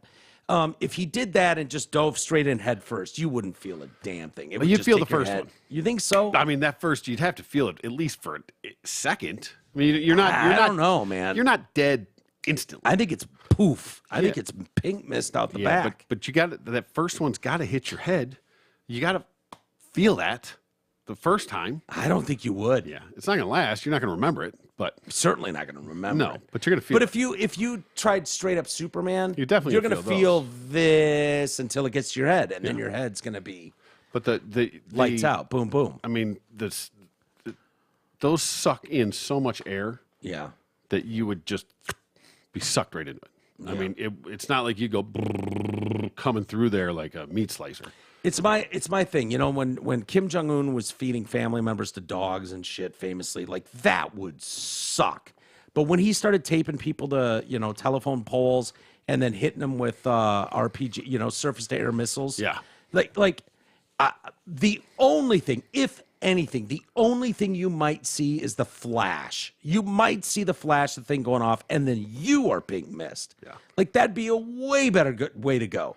Like you're doing me a favor if you hit me with a I think you'd surface to air missile. Still, you'd have to feel it because there has to be an impact before that thing explodes. It explodes on impact. You honestly think if you got hit with a surface to air missile, you'd feel anything? There's no way. But then you would, if you don't feel anything, then you wouldn't see anything. Why? You don't, because it would have to hit you and then explode. Why wouldn't you see the flash? If he was 25 yards away, 40 yards away, and it was like, we light the fuse, thoof. And I understand they don't light fuses. Mm-hmm. But if they did, maybe you would see the muzzle flash of that thing leaving like a pitch, like a baseball pitch. You might see it leaving his hand. By the time you react, it's already hit you in the head and you're dead. Mm-hmm. So when that thing you're not talking about the flash of the explosion? You're talking about the flash of like the jet, the propelling it? I'm talking about the flash of it leaving the fucking canister that it's in. I think I'm aiming at you. I think you highly overestimate how fast those things are. No, I understand. But if you're 40 yards away and it's like 3, 2, 1, it's gonna pick up steam really quick. I'm just saying the last thing you see before this thing turns you into instant slushy. But let me ask you this: is you would see the muzzle flash? I'm almost positive. Right. Well, you would see that. I promise you'd see that. I thought you were talking about the flash of the explosion. No. But let me ask you. No. So again, I understand it's very quick. Yeah. I mean, we're talking about milliseconds. Sure. But that thing has to hit you, make contact. It doesn't like sense that it's 5 feet from you and then explode. It touches you and detonates. Right. So it has to touch you and then explode. So you would feel it touch you before it explodes. I understand it's basically instantaneous. I don't think you would. We're going to have to agree to disagree on this. How could you possibly not? We're going to have to disagree to agree on this. I mean, excuse me. Almost misspoke there. Again, you're not going to remember it because you're dead I think instantly. by the time it gets to you, before you would feel anything, you're pink mist. But you might see the muzzle flash from 40 yards away. Yeah, you're okay. We'll agree to that. We'll disagree to agree on this. Sure. Yes. Let's get a military guy on and say, would you see the muzzle flash when it launches? Of course. And yes, when it hits you, would you feel it if someone put a bullet in your forehead and pulled the trigger? Would you feel that? Of course. You think you'd feel that? Of course. I mean, you die instantly, but you don't. I mean, I think you wouldn't feel shit. I think you'd hit the ground and you'd dead and you'd never feel the thing. Okay. That's what I kind of think. Okay. But so you're telling me that bullet touching your skin before you're dead, you don't feel that? But it's nanoseconds. That's exactly what I said. I used milliseconds, but do you think nano or milliseconds you would feel? I don't think you would. I don't think your nerve endings would have time to react fast enough that you'd even feel it. You wouldn't remember feeling it. No, you certainly would not. You feel it instantly. Like. So, anyways, going back to this guy. Yeah, you're right. Yeah, no, go ahead. Yeah. On Friday, emergency crews responded after Renner, and I think this is a cheap shot because they keep doing it in quotes. Renner was ingested into the jet's engine as the plane was taxiing to the gate. The plane had one engine on when the incident occurred. Source told The Guardian that Renner intentionally stepped in front of the live engine. Josh Renner said that while his brother had struggled with mental health in the past, he had shown no signs recently of a desire to inflict harm on himself. Oh, well, not to you. Yeah, no, that's generally how that works, right?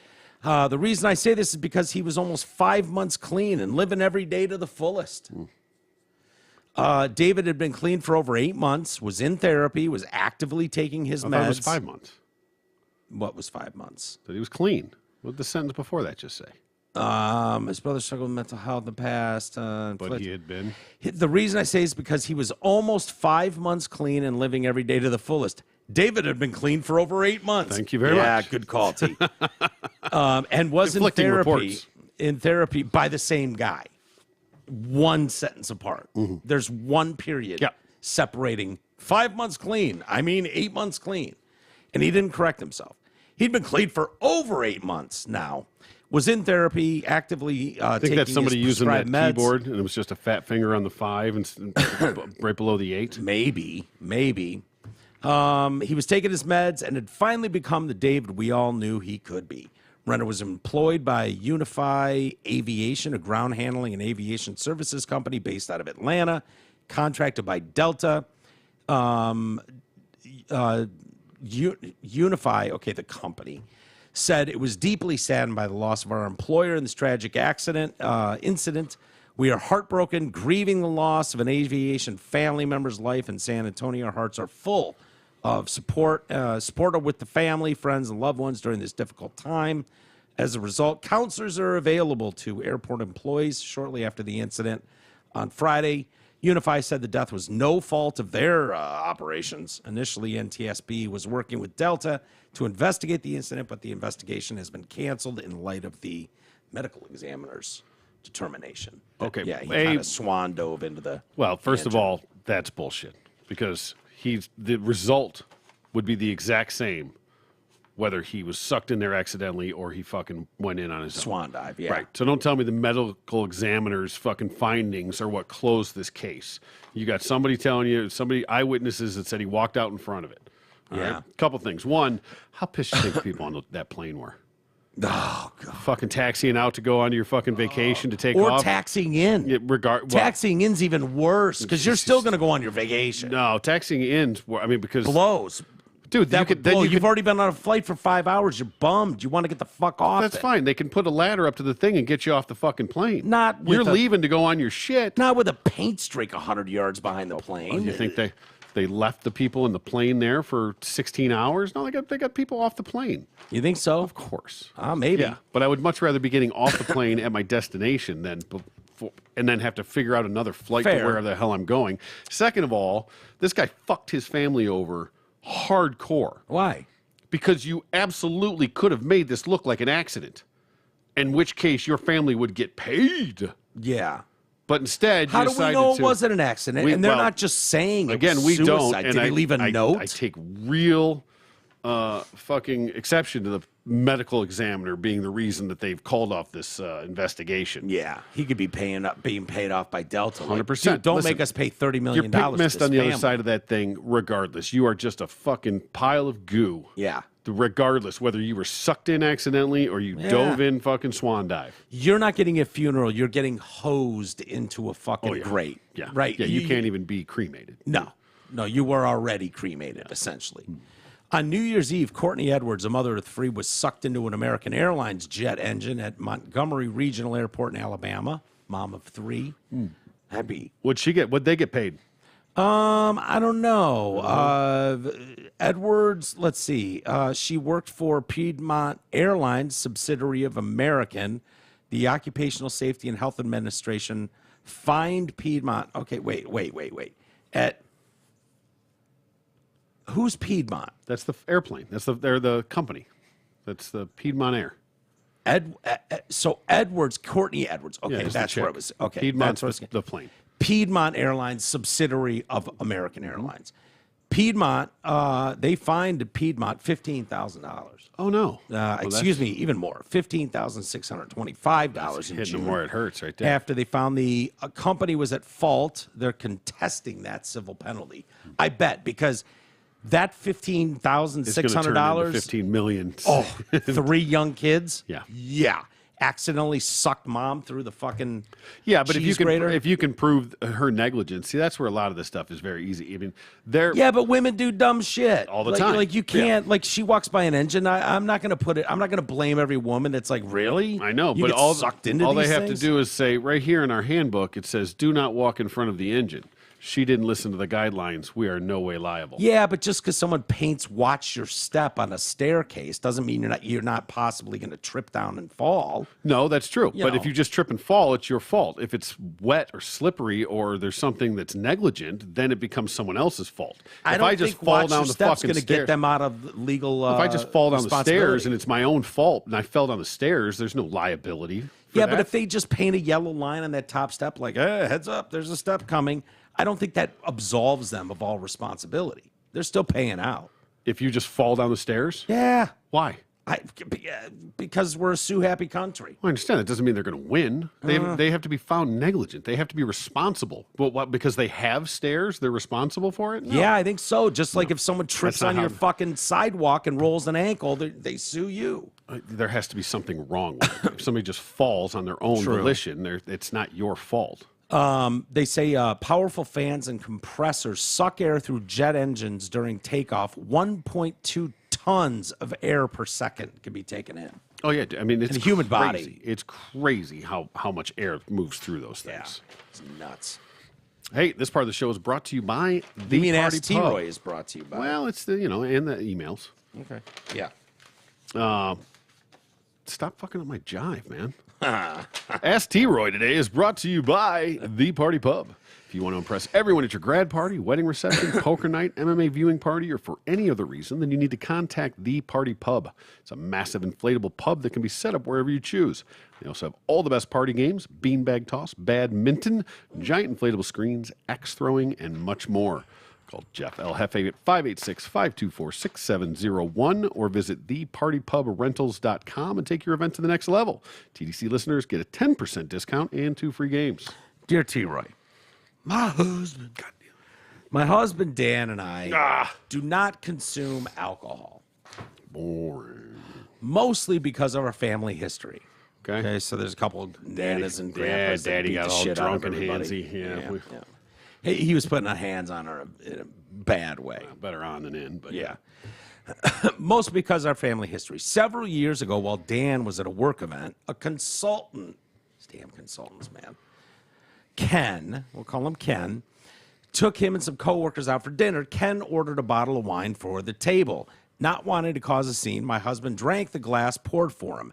Now Ken has invited Dan and me to join him and his wife for an evening out, and he wants to meet early for drinks. Dan is sure Ken will buy another bottle to share. I think Dan should give Ken a heads up beforehand. Dan thinks it would be rude to refuse a drink and doesn't want to have to go into an explanation about why we don't drink. We don't care if the people we are with drink alcohol. Is there a polite way to decline without offending? Should it be ahead of time or at the restaurant? Respectfully decline. Okay, Dan's a pussy. Yeah, I was Because thinking the same thing. could have just very easily in that situation said, "Oh, none for me, no thank you. I don't drink." I'm allergic to alcohol. Exactly. End of Whatever it discussion. I was. break out in hives. I don't Yeah. know what to tell you. I'm 10 years Sorry. sober. Do you want me to relapse right here in front of you? Yeah. Whatever. And I think we're beyond that. I mean, some people are just fucking morons. Why? What do you mean? What do you mean you don't drink? Why don't you drink? Do you have a problem? Were you I'm a dickhead? allergic to alcohol, dickhead. What do you want to say? Yeah. My mom's allergic to alcohol now. it does she not matter. wasn't her whole life. She is now. Yeah. So Dan's a pussy for Not standing up doing- to Ken. Right. Or maybe this is, I was going to say that a consultant, but I was thinking if this is some sort of client, maybe, okay, I'll choke down a glass of wine to, make sure that I can close this deal. I don't want there to be any. My dad loved going out with the consultants. They would hook him up with Lions football tickets and concert tickets. Like they're schmoozing. Or does Dan just maybe want to drink? He very well could Yeah, be. maybe Dan doesn't drink because you don't drink. Yeah. You don't drink because Daddy was a little handsy when he got fucking couple of cocktails in him. And Dan just does it for you. But really, he kind of wants to drink. This could be perfect too. Let's just say Dan's a DD, Mm-hmm. right? He's a drinking diehard, and his prude wife is a DD as well, designated driver. Yep. It's a match made in heaven. Boom. Right. There you go. Yeah. Is But that, if you know- that's true, but if that's true, Dan's a pussy. Dan's just straight up a pussy. He shouldn't have drank the glass of wine in the first place. Even if you could have just pretended, oh, thanks, hep, whatever. Don't really drink it. At the end of the night, it's still there. Who cares? I don't really drink wine. It doesn't matter. But if he's what he really believes, and he didn't stand up for himself in that Right. first situation, then whatever. And this whole now there's another thing when he wants to meet early for drinks. Real easy to go. We don't really drink, so why don't we just meet for dinner? Yeah. But no, Dan, you're a pussy. Yeah, I get this on a level. It is hard. It's hard. Like I've been back and forth on whether or not I want to drink. I think a lot of the problem is certain meds I'm taking just don't clash well with alcohol, and I never know, like, am I going to have a decent night after a couple cocktails, nothing crazy, or am I going to be a fucking mess? So I decided a few months ago, like, for the most part, I've had a glass of wine here and whatever, but for the most part, for months, I haven't drank at all. Now, we're going to do an event soon enough. We're working on some logistics and whatnot and discussions, and hopefully a few people will show up and hang out with us. It's very hard to go into that situation for me and not, have a beer or a cocktail, or someone wants to buy you a shot. Like, that's tough. There's multiple levels to this. There's either, hey, I make an announcement on Facebook that I stopped drinking and everybody celebrates me, wait. and I'm the greatest guy in the world. So is this the first time Dan's ever been offered a drink? This is the one time he caved when this fucking Ken, the consultant, bought a bottle of wine for the table. I mean, that's the least aggressive drink that somebody can buy you. Yeah. You know what I mean? And it's the easiest one to turn down. The I don't like easiest one wine, to turn man. down, right? Bottle for the table. A bottle for the table, by the way, half a glass each, because those bottles go quick. Yeah, they do. So this story's falling apart. Yeah, but if we relate it to us, when you and I go out and we do an event and listeners are there and they're tying one on, they're having fun. This might be for them. They've got shitty kids at home and they got a babysitter, and this is their night to get an Uber and go out and fucking put down some drinks with like-minded people and do some shots. And, whether it's perceived that way, whether it's reality, if I'm sitting there drinking a fucking Coca-Cola, you look like you're not part of the crew that's doing this. So I understand that can be an uncomfortable, like, Again, unless you make so, some pronouncement like I'm alcohol free now, and everybody has to act like you're the greatest thing you're ever. making this more about you than Dan. No, I know. Right. I went past Dan. We both Yeah. agree Dan's a giant pussy. Exactly. But I know. Of course, there's situations. But has this it's guy never not drank in just his as whole life? easy. Has this guy just decided he stopped drinking? Is this the first time anybody's ever offered him a drink and he just caved like a twat? My problem is it's just not super easy to Well, it is if that's how you live your life. Right. You're months out, out. It's not like this. You haven't drank your whole life. Right. So this was the And I was first good time. at it too for a long time. Right. But this is, it's not all about you, Michael. Right. We're talking about Dan. No, I know. But if you'd like to write into Ask T. Roy, you submit it in email form. I was just extending it a little further. I think we both agree that Dan's a fucking vagina. Of course, he's a maybe he's vagine. fucking 6 months into recovery and he's fucking twitching as soon as he saw the wine and couldn't fucking get it down his gullet fast Ken enough. shows up with a bottle. He's like, "Yo, bro, you know what? I fucking hate wine." Or you know what? Sorry to bum you out, Ken. I love you. I work with you, but I don't drink anymore. The reality is, I'm tired of waking up with a hangover. if you don't want to like drink shit. more than you do want to drink, it's not a problem. And anybody that doesn't understand that doesn't need to be in your existence anyway. Fair enough. If they don't respect you enough to respect your decision to not drink and not have to even give them a fucking explanation why, then those aren't necessarily people that you need in your orbit anyway. Yeah. So keep that in mind. I find most people are very respectful about Generally it. speaking, yes. yes. When you're younger, if you're in your early 20s, people are going to fuck with you. They're going to be, you pussy, but when you're older, people usually respect it anyways. Let's get to some email from your boy, James. Hello. Subject: do you need me to look at the old Kickstarter generator, or did you pitch it? It still exists. It did not get pitched. It's at Travis's. He was looking at it. He's kind of a wizard with engines. Yep. Troy is not bad either. Troy struggled. Travis has struggled. James, I would love it if you want to look at it. We're going to get it back here. Thinks there's don't something know- going on with the Carb? No, replace the carb. That was not it. I think there's some sort of combustion issue in one of the pistons or something along those lines. We're not getting the spark. The plugs have been changed. The carburetor's been changed, but something's going on. Someone had said that in Stuck Facebook piston or too. something along those lines. I forget exactly what he said, but something going on in the combustion situation. So it's not at the house right now, and Travis is out of town. So, but yeah, if someone wants to look at it, I'd rather those fucking engines or whatever. get for those sure. things fired up and working again would be ideal. You know, it'd be nice to be able to do a show when power goes out every third day in this fucking godforsaken neighborhood.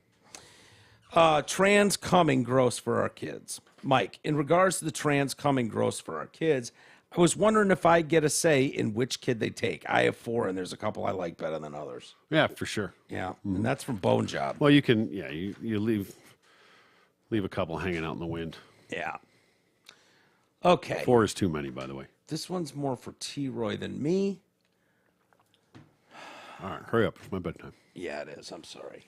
Let's see. How many do I have? Okay. You know what? I'll just do one more. I'm not going to do that one. Because I think that's going to require more discussion. Okay. I'll do this one. Satisfied thumbs down. Perfect. This is taken up. I almost gave my first thumbs down the other day. Really? Yeah, but it was a turning situation, and this twat was driving so slow and windows up and just both hands, like it was a nightmare. Yeah. But I couldn't get proper eye contact, and I didn't want to waste a thumbs down. Yeah. But I was so close to my very first. I can't wait. I'm telling you, anxious. listen, even just a blind one, roll down the window and just hang it out there. Yeah. Because if nothing else, it's the person behind you that sees that person driving like an asshole, sees that thumbs down and goes, oh, that's so good. You gotta spread it. Yeah. Satisfied thumbs down. T-Roy. I used the thumbs down on a young lady that had her windows rolled up in her car, fully masked. Thumbs down on the global sheeple still at it. And that is from James. Not that James. Different James. Different Jimmy. You know, the thumbs down can be used in a lot of ways. I use mine for driving purposes specifically. Yeah. But if you want to use yours to express your feelings in other fantastic. realms, then by all means. Fantastic. But don't be hijacking my driving thumbs down for all your political maneuvers. Hell no. Right? That's gonna. Next thing you know, it's going to be like a fucking white power symbol. Yeah. You know, it's going to get No. hijacked. Respect the thumbs down. Exactly. It's honestly, it's you as a little kid when your dad comes in and says, I'm terribly disappointed. I'm in not you." mad. I'm disappointed. I'm not mad. I'm disappointed. And everybody knows that feeling on some level. The thumbs down instead of a middle finger. It's not. Yeah. It's not threatening. It's just a straight up. You know what you did. I saw what you did, and I don't know what else to do. It's a 1-star Yelp review. Yeah. A thumbs down on you. I'm disappointed in your behavior. You know, I hope you learn from this and grow from this. I love it. All right, T, let's get out of here for the day. Thank you, everybody, for joining us. We should be back tomorrow. We got another show tomorrow. We'll see y'all then.